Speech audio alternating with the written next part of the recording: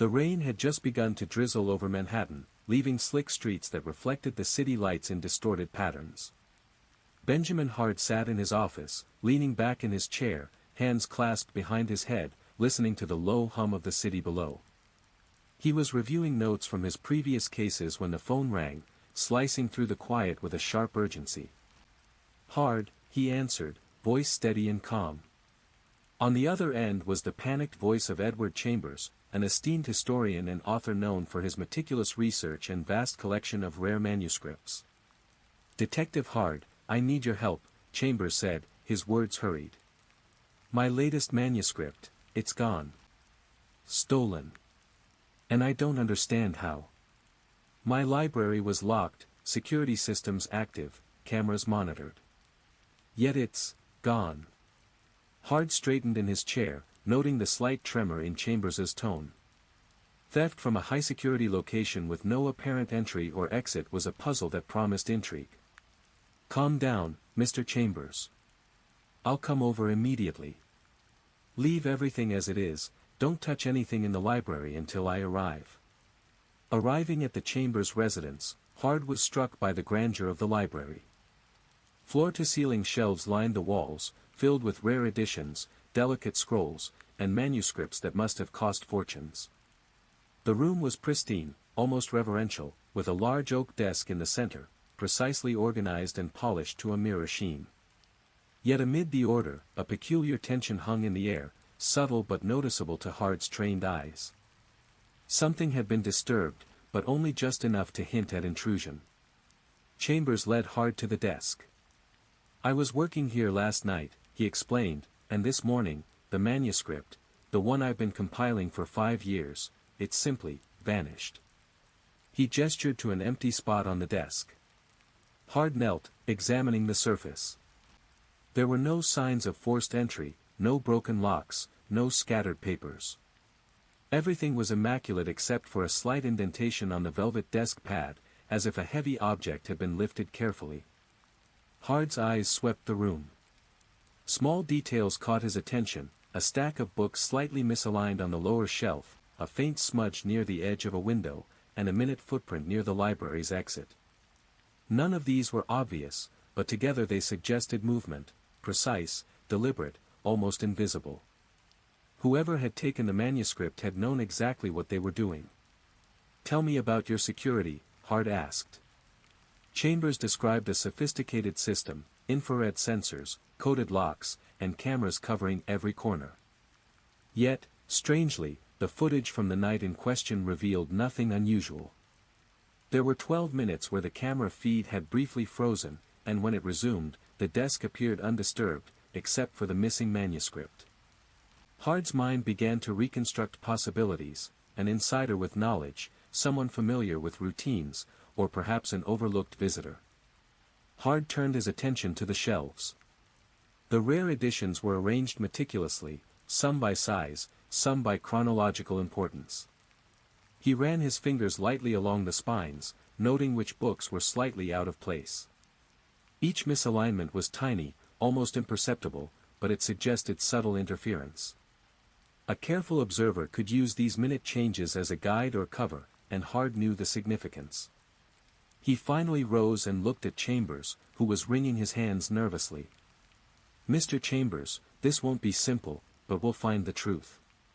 The details you might consider insignificant, the placement of a book, the smudge on a window, the frozen footage, could be the very clues we need." Hard's voice carried calm authority, but inside, his mind was already racing through permutations, suspects, methods, timing, and motives. Before leaving the room, Hard made a mental note: this case would require patience, observation, and the ability to notice the unnoticed. The manuscript's disappearance was more than theft, it was a puzzle designed to test perception and intellect. And for Hard, the thrill of the unseen and the challenge of hidden patterns were irresistible. He left the library determined to uncover every subtle clue, knowing that the answer lay not in the obvious, but in the meticulous examination of what others might overlook. Benjamin Hard returned to his office after the initial inspection of Edward Chambers's library, his mind already sifting through possibilities. The pristine order of the room, the subtle disturbances on the shelves, the frozen camera feed, all these details hinted at meticulous planning. Whoever took the manuscript was careful, patient, and deliberate. But one question loomed larger than the rest: who among those with access, or even casual proximity, could have executed such a flawless theft? Hard began by compiling a list of immediate suspects. First was Lila, Chambers's personal assistant. Young, efficient, and constantly present, she knew every corner of the library and every nuance of the historian's habits. Lila's demeanor during the initial conversation had been calm, almost too calm, yet her eyes flickered occasionally, a tiny, almost imperceptible hesitation. Could she have acted out of ambition or frustration, or was she simply worried? Hard filed her behavior for later comparison. Next, he considered Victor Raines, a fellow historian and competing author. Raines had publicly expressed envy over Chambers's discoveries and had long sought a breakthrough for his own career. His motives were clear, and opportunity was plausible. He had attended private gatherings in Chambers's residence multiple times. However, Raines's access had never included nights alone in the library. Still, ambition could drive audacity, and Hard noted that determination often led people to exploit overlooked chances. The library's archivist, Margaret Cole, was another figure of interest. She had worked there for decades and handled numerous rare documents. Quiet, unassuming, and methodical, Margaret rarely drew attention. Yet Hard understood that invisibility was the perfect cover. Anyone who worked within the library daily would know the routines and security quirks, perhaps even subtle weaknesses unnoticed by others. She became a primary person of interest, not for temperament, but for capability.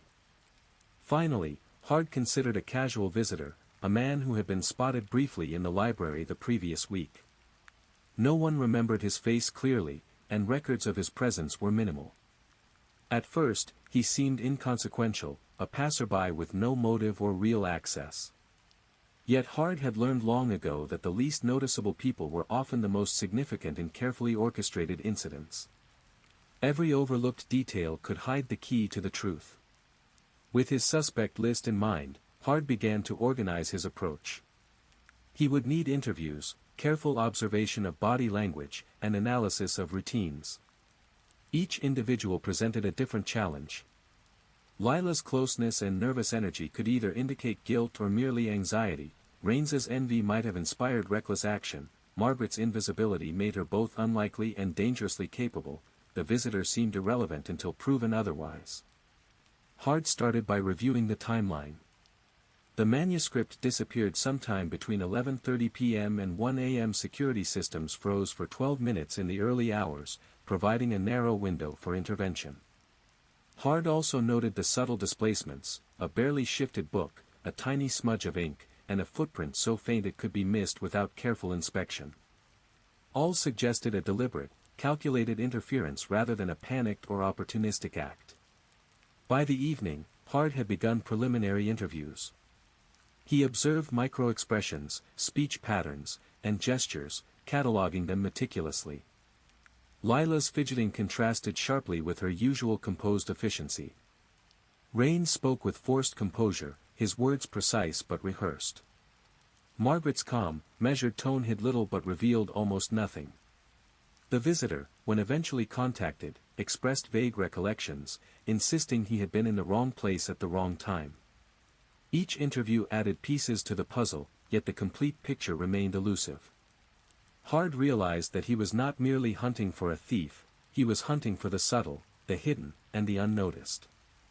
The most obvious suspects could mislead him, while the invisible hand might be shaping events in silence.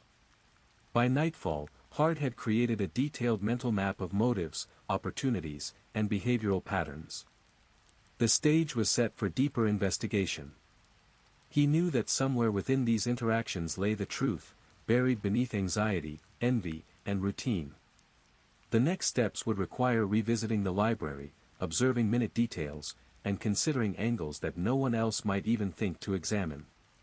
In the quiet of his office, Hard prepared for the work ahead, knowing that the invisible clues often held the key to even the most confounding mysteries.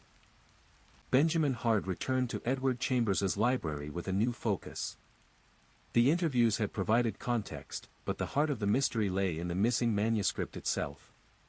Hard examined the remaining pages, flipping slowly through them, noting the meticulous handwriting, the delicate annotations in the margins, and the faint, almost invisible numbering system Chambers had devised to track research sources.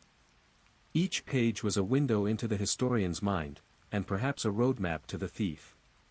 He noted the variety of inks used. Most were standard, dark shades, but occasional notes were written in a reddish-brown ink, faded with age. Hard leaned closer, adjusting the desk lamp to reveal subtle differences in pressure and stroke. The variations were consistent, intentional, an indexing method known only to Chambers and someone who had studied his habits. Whoever had touched the manuscript must have recognized these details, or risked leaving evidence. Next, Hard examined the book's physical structure.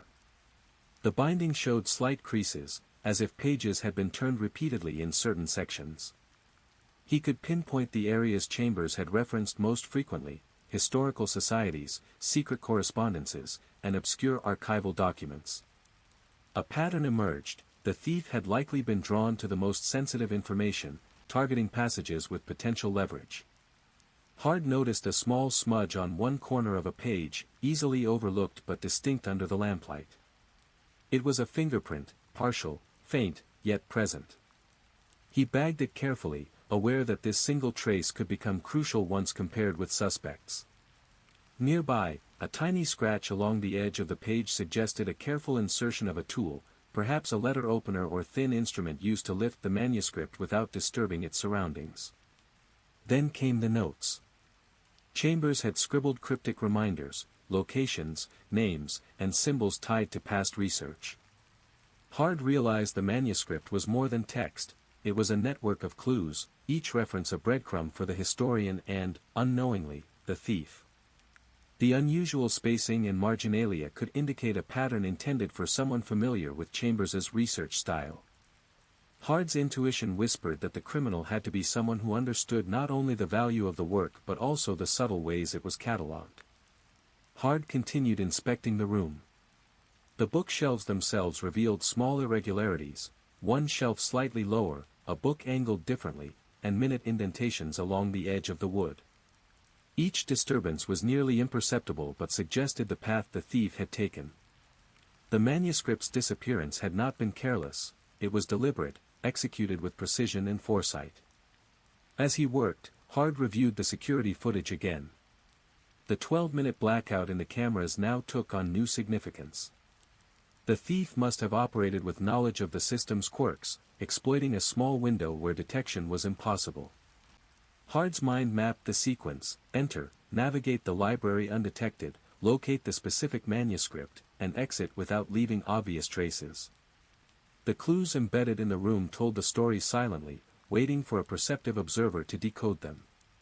By the end of the evening, Hard had compiled an exhaustive record: ink analysis, page-wear patterns, subtle fingerprints, and spatial disturbances. He realized that understanding the manuscript's secrets was not just about the text itself, it was about the interaction between the object and the environment, the way small details could reveal intentions, and the unseen movements of a deliberate individual. He left the library that night with a clear objective. The manuscript's disappearance was no random act, it was an intricate puzzle, and the key to solving it lay in connecting the physical clues with the human behaviors observed in his interviews. Hard knew that only by combining observation, analysis, and intuition could he uncover the identity of the person who had turned invisibility into an art form. The following morning, Benjamin Hard returned to Edward Chambers's residence with a determined focus. The manuscript itself had yielded subtle hints, but the next step required engaging directly with those who had access to the library. The goal was simple in theory: uncover inconsistencies, detect deception, and reveal motives that could point to the person responsible. Yet Hard knew that people often concealed more than they revealed, and the most dangerous were those who seemed entirely innocent. He began with Lila, Chambers's personal assistant. The young woman greeted him politely, though her hands trembled slightly as she offered him tea. Hard noted the microexpressions, tiny flinches, brief eye shifts, and the way she avoided the desk's empty space. He asked her to recount her activities during the night in question, her voice smooth but careful. She provided precise details, leaving at 11 p.m., locking the doors, and checking the alarm system. Yet a subtle hesitation when mentioning the library cameras caught Hard's attention. Was it fear, or a fleeting deception? Next was Victor Rains, the rival historian. Hard observed his controlled demeanor, every word measured and calm, yet his eyes betrayed impatience and suppressed irritation. He denied visiting Chambers recently, claiming he had been reviewing documents at home. Hard pressed him on minor inconsistencies, timing of a phone call, the mention of a recent exhibition opening. Rains corrected himself twice mid-sentence, a small crack in an otherwise polished facade. Hard catalogued the details, aware that envy could motivate bold, opportunistic actions. The third was Margaret Cole, the archivist. Her composure was nearly impervious, she spoke slowly, deliberately, revealing nothing unnecessary. She had known Chambers for decades and seemed above suspicion, yet Hard remembered an old principle: invisibility is often a shield. Margaret's calmness, her familiarity with the library's routines, and her silent competence suggested she could act without leaving overt traces. Hard paid particular attention to her explanations of the library layout, the security systems, and her nocturnal presence during research tasks. Finally, the casual visitor. A young man, who had once toured the library under supervision, appeared hesitant and vague. He claimed barely remembering the library's layout or Chambers's schedule. Yet even in his uncertainty, Hard detected subtle clues: a quick glance at certain shelves, a pause when the manuscript was mentioned, and a slight tightening of his hands when asked about access points. Hard knew that minor details like these often revealed more than direct questioning. As Hard conducted the interviews, he cross-referenced behaviors with timelines. Lila's nervous microexpressions, Rains's controlled but flawed recollections, Margaret's unobtrusive presence, and the visitor's fleeting attentiveness created a spectrum of possibilities. None offered conclusive proof, yet each added layers to the evolving picture. Hard also revisited the small disturbances in the library, the tilted books, the faint smudge on the window, the minute footprint on the floor. He asked each suspect subtly about these details, watching reactions. Lila's gaze flicked to the smudge, Rains seemed unconcerned, Margaret showed the slightest pause, and the visitor shifted uneasily. Hard filed each observation, noting that the subtle interactions could eventually pinpoint the culprit. By nightfall, Hard had compiled extensive notes. Every word, hesitation, gesture, and glance had been logged. Patterns began to emerge, though nothing was yet definitive. The case was more intricate than a simple theft, it was a test of perception, requiring Hard to connect the unseen, interpret the understated, and detect the invisible influence among the suspects. As he left the residence, Hard felt the familiar anticipation of a complex puzzle. The interviews had provided pieces, but the full image remained hidden. He knew that the real breakthrough would come not from the obvious suspects, but from those who went unnoticed, whose careful, quiet actions were easily dismissed.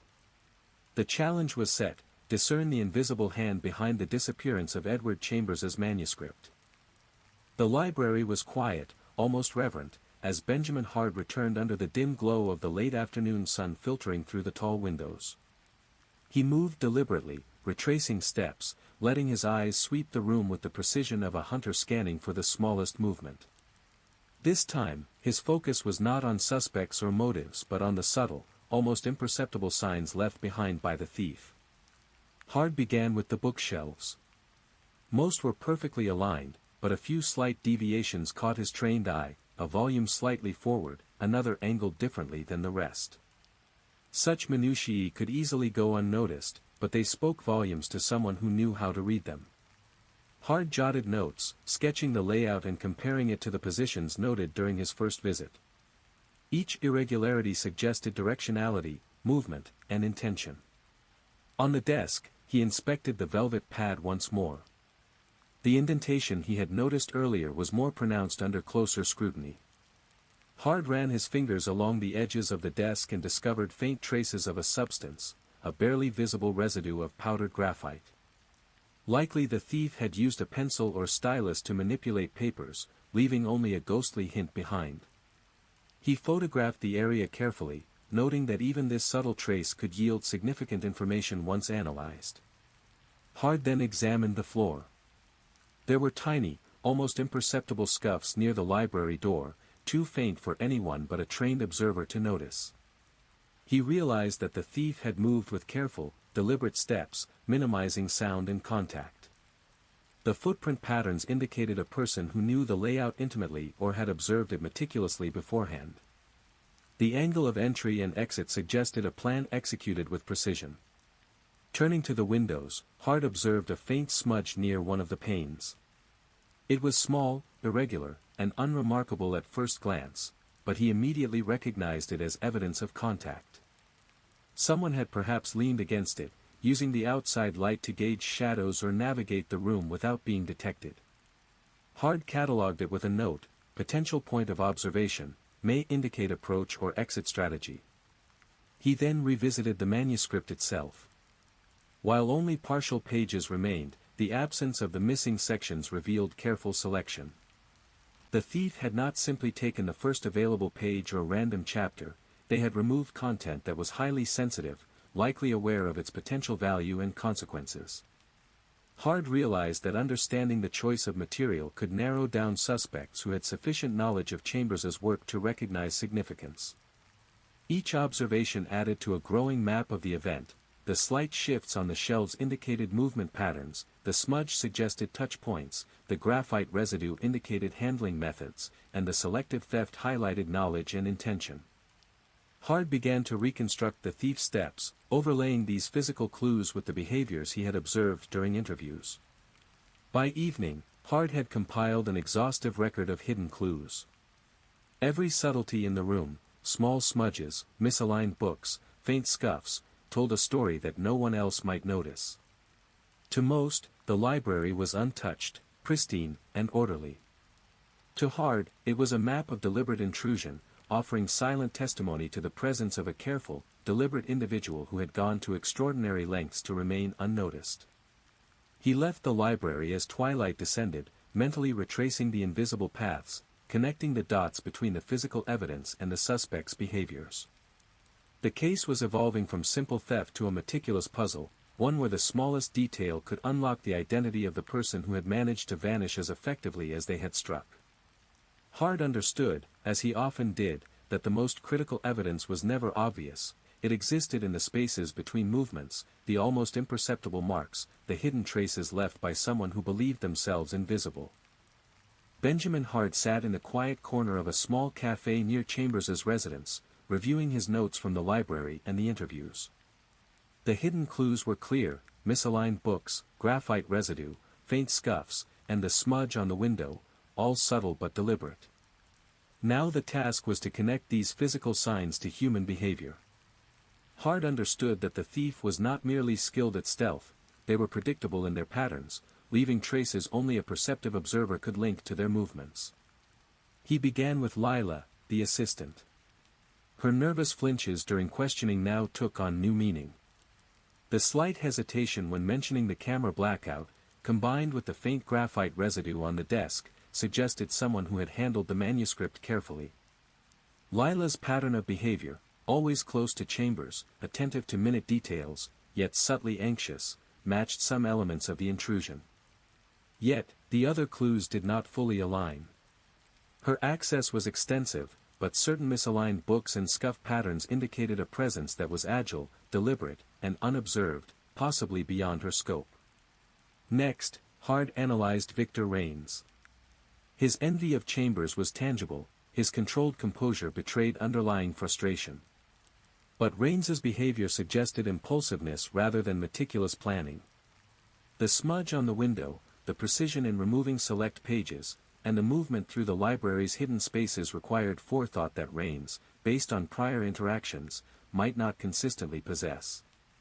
He could have attempted a theft, perhaps, but the behavioral footprint in the library suggested a different hand, calculated, measured, almost invisible. Margaret Cole, the archivist, presented a different challenge. Her calm demeanor and familiarity with every corner of the library made her an enigma. Hard considered the subtle patterns. Margaret's routine involved late-night cataloging and minor adjustments to books and shelves. These matched the subtle disturbances Hard had documented. Yet Margaret's behavior did not indicate haste or nervousness. She had the experience to move silently and without leaving obvious traces. She was capable of acting unnoticed, but Hard remained cautious, wary of drawing conclusions based solely on opportunity. The casual visitor, the young man briefly present during prior tours, remained elusive. His gestures, quick glances, and hesitant recollections hinted at attentiveness, but he lacked access, or so it seemed. Yet, Hard noted something else. Invisible patterns sometimes emerged in repeated behavior unnoticed by others. Even fleeting interactions could provide knowledge of routines, shadows, and vulnerabilities in security. Hard scribbled observations. Someone who watched, memorized, and anticipated could exploit the system without leaving direct evidence. Hard began mapping movement patterns across the library. The graphite residue indicated careful handling of documents, the smudge suggested positions where someone paused to navigate or observe, and the shifted books showed the path through shelves. By comparing these physical patterns with the observed behaviors of each suspect, Hard saw potential correlations, but only one figure seemed to fit the precision required. He realized that behavioral analysis required more than intuition. It demanded linking physical traces to habits, reactions, and awareness. Each suspect presented fragments: nervousness, envy, familiarity, or fleeting attention. Alone, none offered certainty.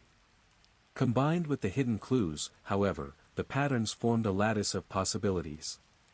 Hard could almost reconstruct the thief's path, anticipate actions, and even predict the level of awareness required to execute the theft so flawlessly. By the time Hard left the cafe, the sun had set, casting long shadows over the streets. The city's rhythm continued, oblivious to the invisible puzzle that had consumed his attention for hours. He knew the breakthrough was near, not in the obvious suspects, but in the subtle, nearly imperceptible behaviors that aligned with the physical evidence.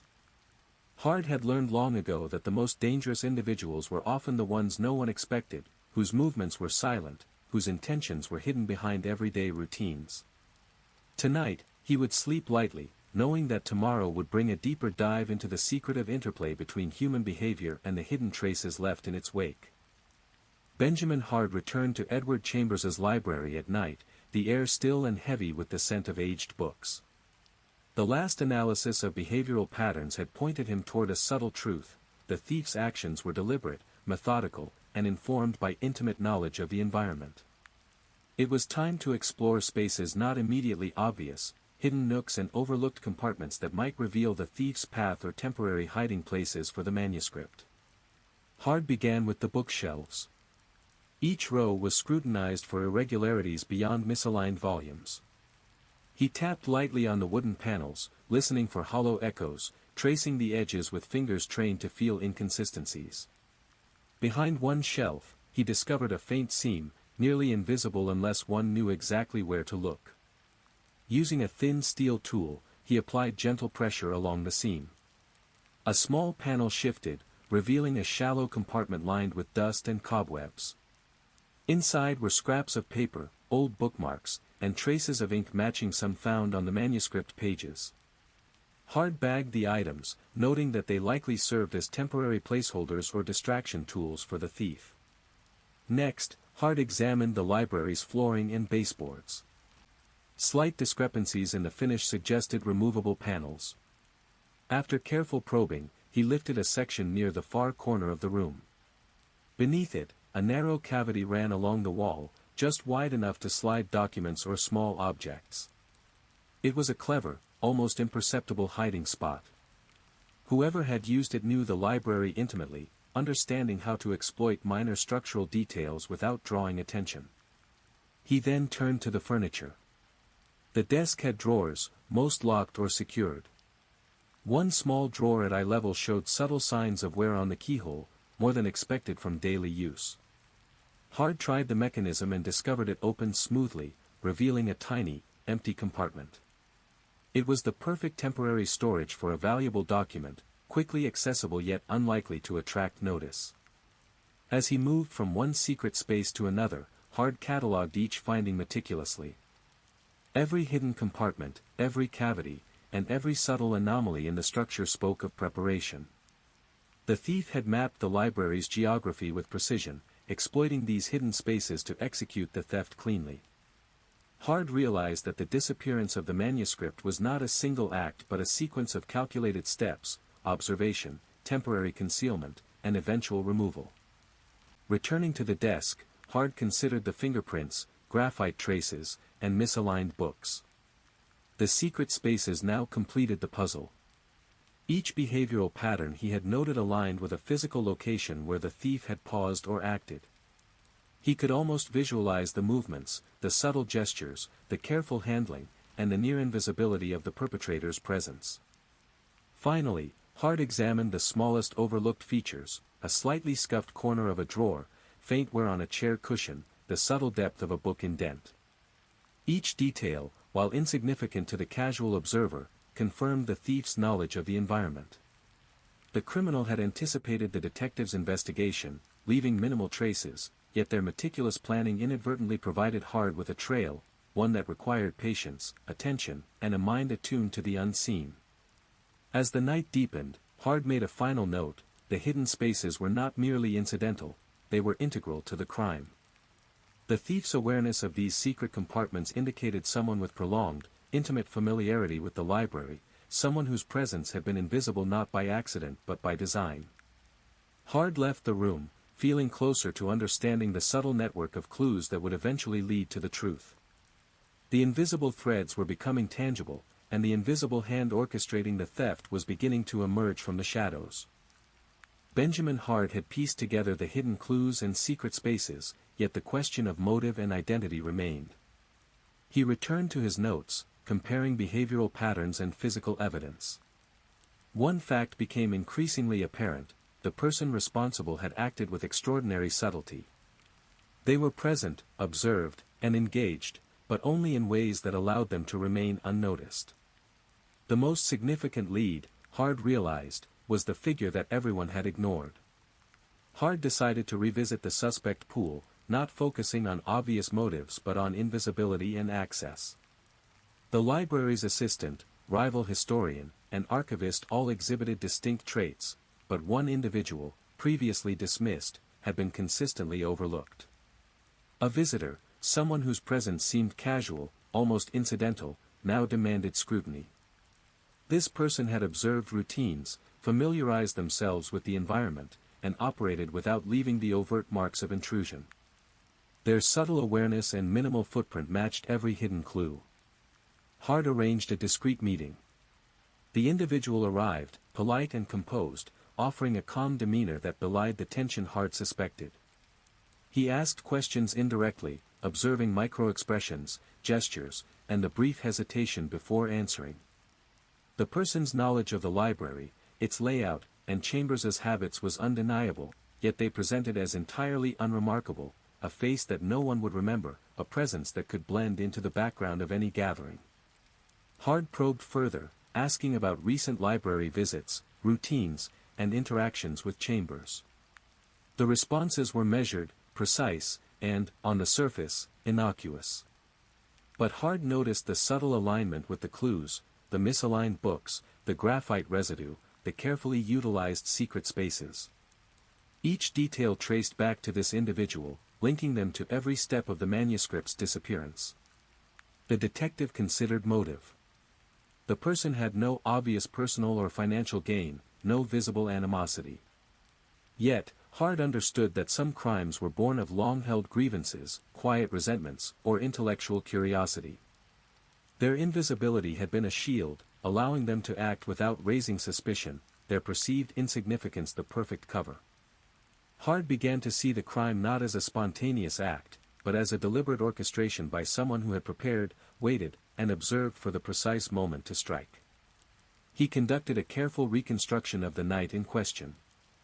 The 12-minute camera blackout, the precise removal of the manuscript, and the subtle physical traces all aligned with the movements of this unseen figure. Hard's intuition, honed by years of observation, confirmed what the physical evidence suggested: this individual had exploited their invisibility as the ultimate advantage. No one had questioned them because they had never drawn attention, had never stood out, and had mastered the art of being overlooked. By the evening, Hard had enough to confront the person indirectly. He outlined the sequence of events, citing minute details, behavioral correlations, and physical evidence. The individual's reaction, a fleeting, almost imperceptible change in posture and a microexpression of recognition, was enough confirmation. Hard understood that the puzzle was nearly solved. The thief had been right in plain sight all along, hidden not by disguise but by unremarkable presence.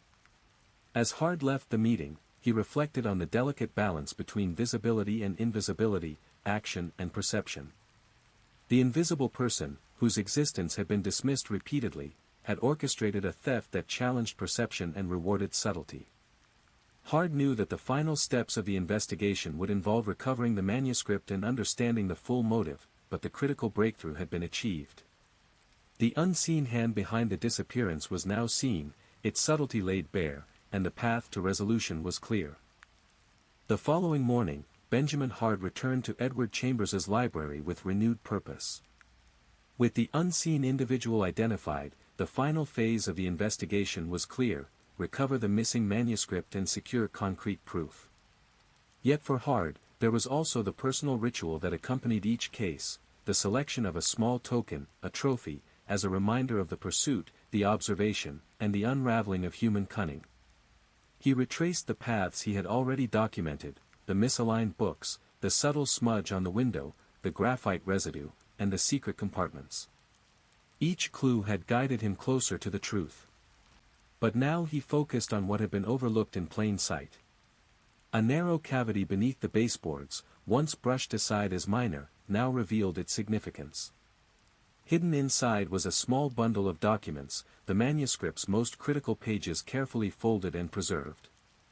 The thief had relied on its concealment, assuming that no one would think to examine such a subtle feature. Hard carefully removed the bundle, handling it with precision. As he examined the recovered pages, a glint caught his eye. Behind the cavity, tucked into a narrow recess, lay a small, ornate key.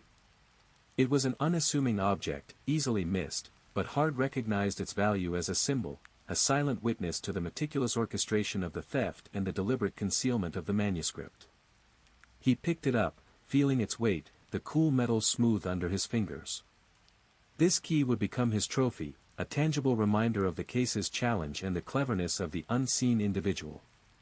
Hard reflected on the sequence of events, the behavioral patterns, the hidden movements, the subtle traces.